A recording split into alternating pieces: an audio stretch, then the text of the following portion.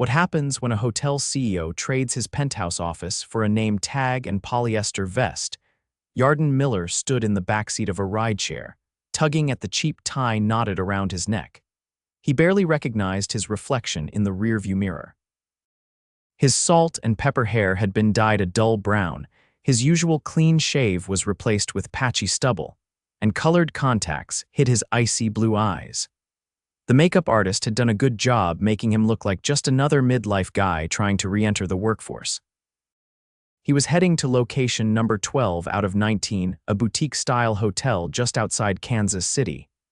His father had built the chain from scratch, and after his death 3 years ago, it fell to Yarden. At first, he tried to stay hands-on. But as the company grew, so did the distance between him and the front desk. Lately, guest satisfaction scores at this location had dropped. There were a handful of complaints about long wait times, missed room requests, and one review that said, "The staff seems stressed and scared." Something's off. The district manager brushed it off, but Yarden couldn't shake the feeling that something was wrong. He walked into the hotel lobby with a duffel bag, dressed as Neil, a new trainee shadowing for a week as part of a supposed workforce reintegration program. The manager on duty, a clean-cut guy in his 30s named Darren, barely glanced at him. "You the new guy?" Darren asked, not looking up from his tablet. "Yes, sir, Neil." Darren tossed a polyester vest at him. "You're on front desk shadow with Alina." "Stay out of the way." Yarden nodded and made his way behind the counter, where a young woman barely in her 20s, with tired eyes and a tight smile, was checking in a guest. "Hi," she whispered when the guest walked away. "I'm Alina, you're the new trainee." "Yeah," Yarden said. "First day?" She gave a short, polite laugh. "Don't worry, I'll help you survive." By noon, Yarden had seen enough to know something was wrong. The phones rang endlessly, guests lined up with complaints. Darren barked at employees without lifting a finger to help. But it wasn't until the afternoon lull that Yarden saw the real problem. A tall man in a fitted navy suit walked in like he owned the place. He had a shaved head, gold watch, and a toothy grin that didn't quite reach his eyes. Alina froze. "Afternoon, princess," the man said, leaning over the counter. "Got a room ready for me?" "Evening, Marcus," she mumbled. "Yes, I pre-assigned you the suite." Marcus. VIP host. Yarden had heard of him. He worked with high-profile clients, often coordinating upgrades, perks, and events. He wasn't technically management, but he had pull. Too much, apparently. "You still owe me that drink, by the way," Marcus said, voice low and pointed. "You keep saying no, but I think you're just shy." Alina forced a smile. It didn't reach her eyes. "Room 512, view of the city." "Elevators to your left," Marcus winked. "Sweetheart, you're adorable when you're nervous." Yarden felt his jaw tighten. Alina didn't respond. She turned and walked away, muttering that she had to check room service sheets. Later in the break room, Yarden found her sitting alone, staring blankly at the vending machine. "Hey," he said, keeping his voice soft. "You okay?" She startled. "Yeah, sorry, just tired. That guy, Marcus." She looked away. "It's nothing." "Didn't seem like nothing," Alina sighed, rubbing her temples. "He's friendly with the district manager. No one says anything. He's been making comments since I started. He touches my back when he walks past. Once he followed me out to my car." Yarden's stomach turned. "Did you report it?" "To who?" "Darren. He laughs it off, said I should be flattered." She laughed bitterly. "I need this job. My mom's sick. I don't want trouble." Yarden felt the weight of it all. He could fire people for financial fraud or theft, but this was different. This was rot quiet, tolerated, and ignored. He stayed silent the rest of the shift, watching Alina power through check-ins while Marcus lounged nearby, laughing too loudly and watching too closely. That night, in the cheap employee dorm room he'd requested to stay in, Yarden lay awake staring at the ceiling. He thought about Alina's eyes, the way her hands shook when she handed Marcus the room key. He thought about his father and what he would have done. He was done watching. Tomorrow, he'd dig deeper. And if what he saw today was just the surface, he'd tear this place apart. Yarden arrived early the next morning, quietly slipping into the staff entrance just after 6. The employee entrance hallway smelled faintly of burnt coffee and disinfectant, and the overhead lights buzzed with a low hum. Alina hadn't arrived yet. but housekeeping carts were already rolling through the corridor, and a maintenance worker was replacing a flickering ceiling panel near the elevator shaft. He clocked in under his assumed name and made his way to the break room. There he found a young man in his mid-20s seated at the scratched plastic table, wrapping a microwaved burrito in a napkin. His uniform looked a size too big, and his name tag read Lewis. "You're the new guy, right?" Lewis asked, wiping his hands. "Neil? Yeah, first week." Lewis nodded. "I'm on night audit, just finishing up." "You like it here?" Lewis hesitated. "Parts of it, I like the guests, usually they're decent." But he stopped. "You'll see."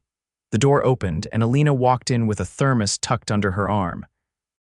She looked more alert than the day before, but there was a guardedness in her posture that hadn't been there when they first met. She gave Lewis a tired wave and offered Yarden a brief smile. "Morning shuffle's going to be a mess," she said. "We've got 2 wedding blocks checking out and Darren's late again." Lewis tossed his burrito wrapper. "I covered the desk for 20 minutes because he didn't show. Again." Alina raised an eyebrow. "He's not even supposed to be on night shift coverage." He said he felt like checking in on things. Then he sat in the office playing poker on his phone. Yarden followed the two to the lobby, where the line was already forming. Behind the desk, the system lagged for almost 7 seconds between screens, forcing them to apologize repeatedly as agitated guests shifted from foot to foot. By 8:30, Darren arrived wearing sunglasses indoors and carrying a smoothie. "Alina, why are there still people in line?" he said as he walked past. "You're supposed to be efficient." "We've got 3 people and 28 checkouts," she replied, not looking up. "Then work faster," Darren said, sipping his drink. "This is basic hospitality." Yarden studied him closely. Darren didn't touch a keyboard, didn't answer a phone, didn't assist a single guest. Instead, he wandered over to the lobby bar and began chatting with the bartender, laughing loudly at something on his phone. By mid-morning, the front desk printer jammed, and the card encoder froze twice, forcing Alina to re-enter guest data manually. Still, she handled it with quiet precision, even as the line grew. When Yarden offered to take over check-ins, she gave him a quick tutorial and jumped to phones. At 11, Marcus walked in wearing wireless earbuds and a crisp dress shirt with cufflinks. He bypassed the guest line entirely and leaned against the counter near Alina, who stiffened. "Morning, sunshine," he said, sliding his sunglasses onto his head. "I missed you at the bar last night." "I wasn't there," she replied flatly, not meeting his eyes. "You always say that," he said, tapping the glass counter, "but I've got a feeling you're warming up to me." Yarden stepped forward. "Can I help you with something?" Marcus gave him a once-over. "Who are you?" "New trainee, just trying to help Alina with the morning rush." "This is VIP business," Marcus said, voice colder now. "Stay in your lane." "I'm sure Alina can handle it," Yarden said evenly. "But she seems busy, maybe come back later." Marcus looked at Alina. "You letting the trainees speak for you now?" "I'm working," she said, still not looking at him. Marcus leaned closer. "You know, I could put in a word with corporate, get you behind the concierge desk instead of stuck here. All it takes is 1 drink." Yarden turned to Alina. "You want me to call someone?" She hesitated for less than a second. "No, I'll handle it." Marcus smiled at her, then left without another word. When he was gone, Alina exhaled slowly and turned to Yarden. "Thank you, but please don't escalate it. It'll only make things worse." Yarden didn't answer. His hands were clenched under the desk. By the afternoon, it became clear that the problems extended far beyond Marcus. The phone system was outdated and dropped calls during high volume. Room service tickets were being delayed by more than 90 minutes, and one guest who waited in the lobby for towels eventually walked behind the desk to find something that should have never happened in a well-run hotel. Lewis came back at 3 for his next shift and found Yarden near the back office. "Hey, you hear about what happened last month?" he asked. "No, what?" "Marcus got a weekend comped at a sister property for one of his clients, and the girl at the front desk there, she filed a complaint. Said he was inappropriate. Management didn't do anything, just moved her to night audit." Yarden felt his pulse spike. "How do you know?" "She used to work here. Name was Sienna, quiet, good at her job. She didn't want to switch shifts, but they said it was for her comfort, like it was a favor." Later that day, Yarden asked to reschedule his shadowing to night audit rotation, a request Darren lazily approved without question. That night, he pulled old shift reports and guessed comp logs from the last 3 months. What he found was a pattern. Marcus had multiple upgrades logged under VIP courtesy, but the names didn't match any loyalty program. Some of the guests were flagged for damage fees, broken minibars, noise complaints, even a police call that had been scrubbed from the online log. When Yarden tried to cross-reference those stays with employee reports, there were none. Either they'd been deleted, or no one had bothered to file them. He printed copies and locked them in the breakroom locker assigned to him. At 5 the next morning, he caught Alina heading out. "What are you doing here?" she asked, surprised. "Night audit rotation," he said. She looked at him carefully. "You don't seem like someone who needs a second chance." "I don't," she nodded slowly. "Then why are you really here?" Yarden hesitated. "Because someone needs to be." She studied him for a long moment. Then, without speaking, she opened her locker and handed him a folded sheet of paper. It was a formal complaint, addressed to HR, dated 2 months ago, signed at the bottom, Alina Reyes. "I wrote it, never sent it," she said. "Didn't want to lose my job." His voice was quiet. "Do you still have a copy? You're holding it." He looked at her. "Can I take it?" She nodded. "What are you going to do?" He met her eyes. "Fix it." She left without another word. Yarden stood alone in the hallway, the papers shaking slightly in his hand. He wasn't Neil anymore. Tomorrow, they were going to see exactly who he was. Darren was already in the office when Yarden arrived just after 6. The door was cracked open, and the sound of a sports radio show drifted into the hallway. Yarden walked past without slowing down. He had no intention of staying in character today. He went straight to the GM's private conference room, used only for district visits and investor calls. He hadn't stepped foot in it since he toured the property with his father nearly a decade ago. The room was small but clean glass walls, a long table, and a monitor mounted on the far wall. He placed the file folder in the center of the table, then sat and waited. At 7 sharp, Marcy Liu, the regional director of operations, entered. Her heels clicked across the tile as she closed the door behind her and took a seat across from him. She looked at him, confused. "I got your message." "You said it was urgent." Yarden removed the brown contacts and dropped them into a tissue. His voice, which he'd kept light and vague all week, dropped into its natural cadence. "Marcy, it's me." She blinked. "Wait." "Yarden," he nodded once. "Close the door fully." She reached back and shut it with a quiet click. "I've been here the last 4 days, working front desk as a trainee. That file has printed logs of at least 9 unauthorized upgrades under Marcus's access code, along with unreported incidents involving guests and staff. There's also a formal complaint from Alina Reyes that was never submitted. Darren knew about it. He ignored it." Marcy opened the folder, eyes scanning the pages quickly. "Why didn't you come to me first? I needed to see it myself. I couldn't take action based on secondhand summaries anymore. There's a culture problem here, one that can't be fixed with a memo. Marcus is using his role to harass staff. Darren enables it by staying silent and refusing to intervene. I want both of them out. Today." She looked up at him. "You're sure?" "I wouldn't be here if I wasn't." She closed the folder. "Give me 20 minutes. By 8:15, Darren was called into the conference room. He walked in with a paper coffee cup and a half-hearted grin. "Didn't know we had corporate today," he said, glancing at Marcy. "Is this about the Q2 targets? I was gonna send that over later this week." "You can sit," Marcy said, voice clipped. Darren sat slowly, visibly unsure now. Yarden didn't speak. He let Marcy handle it. "We've completed an internal review of your location," she began. "We found multiple breaches of conduct policy, including failure to report guest behavior that created an unsafe work environment." Darren shifted in his seat. "Unsafe? What are you talking about?" Alina Reyes filed a written complaint. "You were made aware. You dismissed it. There's confirmation from 2 other staff members that you told her to be flattered." Darren's voice sharpened. "That's not how I meant it. I was trying to lighten the mood. You also left your post during multiple shifts, failed to assist your team during peak hours, and allowed unauthorized guest upgrades under Marcus's credentials without proper documentation." Darren looked between them. "Hold on."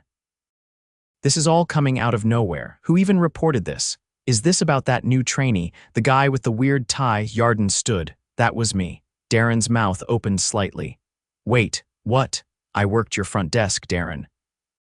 I watched you ignore guests, humiliate employees, and let Marcus harass your team without consequence. I watched Alina shrink every time he walked into the lobby, and I watched you do nothing. I didn't think it was that serious, Darren muttered. Marcus pulls in good clients. I didn't want to make noise. You made it very clear what you valued, Yarden said, and it wasn't your staff. Marcy stood up beside him. You're being terminated effective immediately. Security will escort you from the premises. Darren sat frozen for a moment, then stood abruptly, nearly knocking over his chair. He looked at Yarden like he wanted to speak, but no words came. You can leave your keys and badge on the table, Marcy said. He dropped them without a word and walked out. Yarden exhaled once, then turned to her. We'll deal with Marcus next, Marcy nodded. Already texted him. He's on his way. 15 minutes later, Marcus arrived wearing a jacket slung over his shoulder and a Bluetooth earpiece in one ear. Morning, folks, he said, stepping into the conference room like he owned it. What's the issue? Marcy didn't offer a chair. We've reviewed your conduct across this and other properties. You've violated multiple company policies, including inappropriate behavior toward frontline staff. Marcus gave a short laugh. Is this about Alina? Come on, she's just shy. I was being friendly. You followed her to her vehicle after a shift, Marcy said. You made repeated advances after being told no. You used your position to pressure her. That's not friendly. Marcus leaned against the wall, arms crossed. You're overreacting. None of this was serious, and I'm a top earner for the region. You want to lose that over some girl's feelings. Yarden stepped forward. She's not some girl, she's my employee, and you made her feel unsafe every day she walked through those doors. Marcus straightened up. So what this is personal now, it's accountability, Yarden said. You're being terminated, effective immediately. You'll be escorted out. Marcus's jaw clenched. You're gonna regret this. You just let go of the guy who brought in half your celebrity clientele. Yarden didn't blink. I'd rather lose clients than let someone like you manage a single guest interaction ever again. Security was already waiting in the lobby. Marcus stormed out, jacket swinging behind him. By noon, the front desk staff had heard the news. No one said anything outright, but the energy shifted. People moved with more confidence. Alina returned from her break and glanced at the empty manager's office, then at Yarden, who was now in his actual clothes, no longer hiding behind a name tag. Darren's gone, he said quietly. So is Marcus, she blinked. Both, he nodded. Effective immediately, you won't be seeing them again. Alina looked at him, emotion flickering across her face. Thank you, he nodded once. No one should feel afraid to come to work. She looked like she wanted to say more but turned instead toward the desk as a new guest stepped forward. By the end of the day, Yarden had met with every department head, reviewing staffing needs and infrastructure issues. He didn't promise quick fixes, just real ones. The outdated systems would be replaced. Staffing requests would be reviewed within the week. And HR would conduct in-person interviews with every employee who wanted to share feedback. That evening, he walked into the break room for one last time. Lewis was there again, this time eating a sandwich with one hand while flipping through a repair log with the other. You're sticking around, Lewis asked. Not undercover, Yarden said, but I'll be back regularly. Lewis nodded. Good. Yarden looked around at the chipped paint, the flickering light above the sink, the vending machine that still showed the wrong time. We've got work to do, he said. Lewis grinned. We always do. Yarden stepped out into the hallway, the distant hum of lobby music echoing softly through the walls. The hotel wasn't fixed, not yet, but it was healing. And this time he'd be watching, not from a penthouse, but from right here, where it counted. 2 days after Marcus and Darren were removed, Yarden returned to the Kansas City property, this time with no disguise, no pretense. He arrived early, before the first shift change, and waited in the now unlocked back office while the morning staff filtered in. The mood was noticeably different. Still busy, still tense in places, but lighter. Like someone had cracked a window in a sealed room, he sat across from Marcy as they reviewed the revised staffing plan. Several department leads had sent in requests for backup hires: front desk, housekeeping, even maintenance. They weren't pushing for bloated teams, just enough to stop running on fumes. "We can't approve everything at once," Marcy said, flipping through the folder, "but we can start with 2 hires for the front desk and 1 for overnight. They need coverage before burnout sets in again," he said.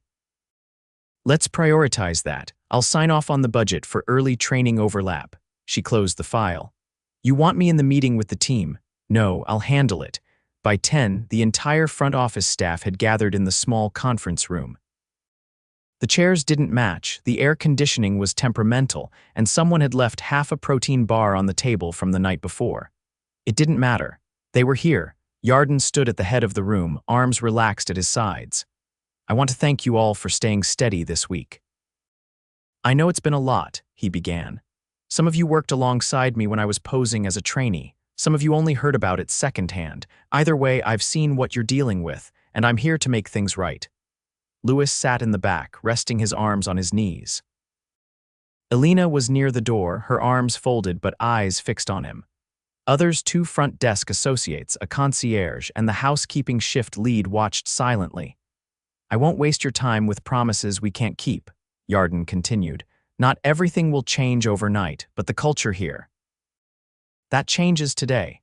This hotel will never again be a place where silence protects the wrong people." No one moved, but the air shifted. "We've already begun hiring to relieve the pressure on the desk," he said. "Expect 2 new team members by the end of next week. You'll be a part of training them. You'll also be part of reviewing the new harassment reporting system. It'll be direct to region, with a guaranteed 3-day response window. No more middlemen ignoring what matters." He paused, then looked directly at Elena. "You should never have had to carry what you did alone. That is a failure of leadership, my leadership, and I'm sorry." She said nothing, but her gaze didn't waver. "I also want feedback on our systems. If anything slows you down, wastes your time, or makes your job harder than it needs to be, I want it documented. I'll be back in 2 weeks to review suggestions. This isn't a one-time visit." The concierge, a middle-aged woman with a quiet demeanor, raised her hand. "Will we be getting support for the late arrivals?" "We've been handling check-ins for guests who show up after midnight with no warning, and the system logs don't always update."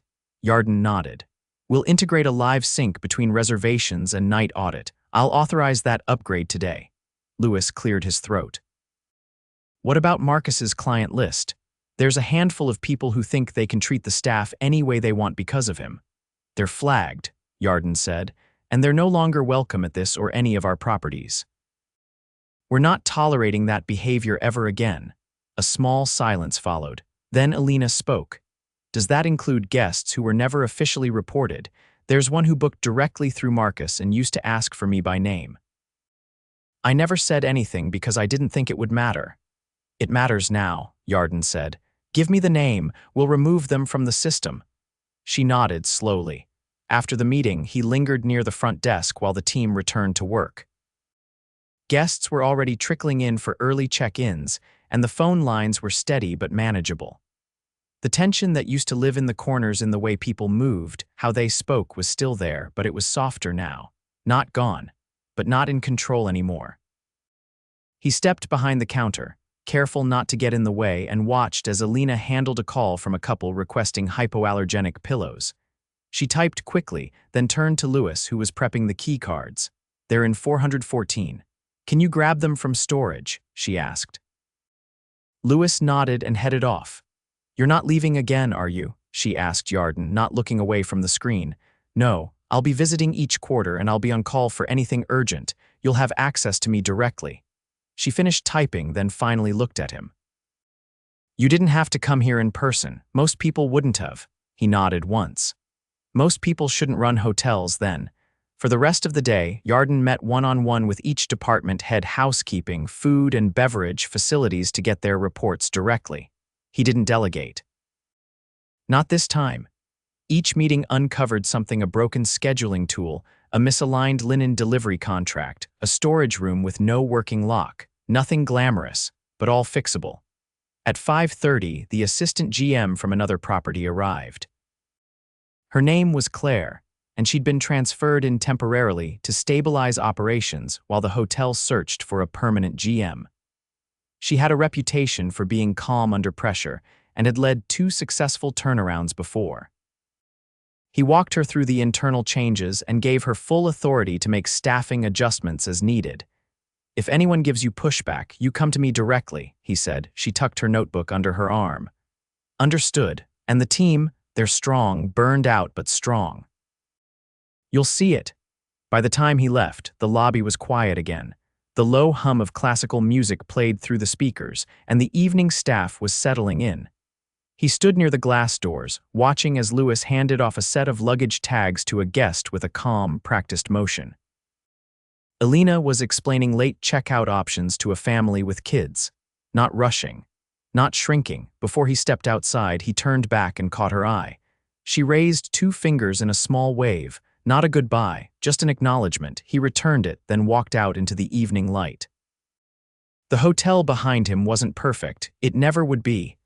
But it was honest now, and that was enough to rebuild everything else.